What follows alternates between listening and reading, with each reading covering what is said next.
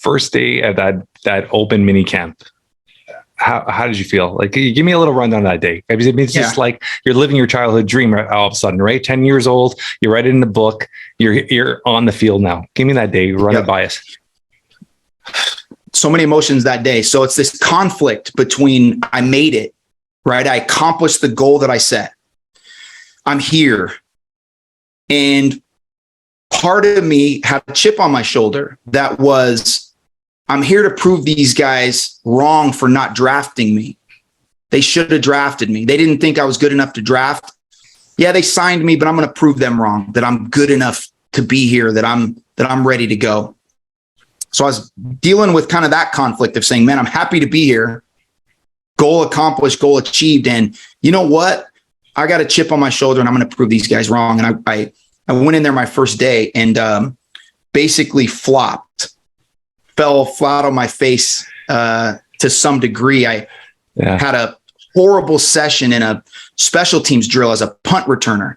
And that was really important to me because they already had a handful of great wide receivers, Terrell Owens being one of them. He was at the time probably the best receiver in the NFL. He's in the Hall of Fame now. But I knew I wasn't going in there to be the next Jerry Rice. I wasn't going to be a starting receiver right off the bat. And so I knew that I needed to prove that I could play well on special teams and particularly be a punt returner. And I totally blew it. And that day, failing and flopping in that drill helped me realize I really need to shift this mindset, this attitude that I have, that I'm here to prove these guys wrong and I'm good enough to be here and I belong here too.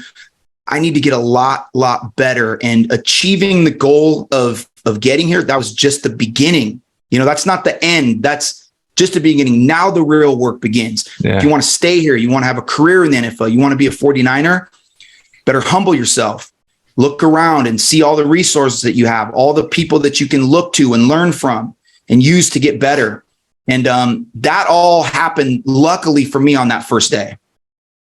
That's, I think it's amazing. You came to the realization very quickly with that. But I'm a strong believer that sometimes that chip on your shoulder is a positive thing too. I mean, I'll give you an example. There's an athlete. He's actually used to play for the Toronto Blue Jays. Now he plays for the Cubs. He's a pitcher, Marcus Stroman. And for a pitcher, most pitchers are 6'1", 6'2", 6'3". He's like 5'8". And everybody, no one even gave him a chance. And he was always good enough that no one ever gave him a chance because of his height.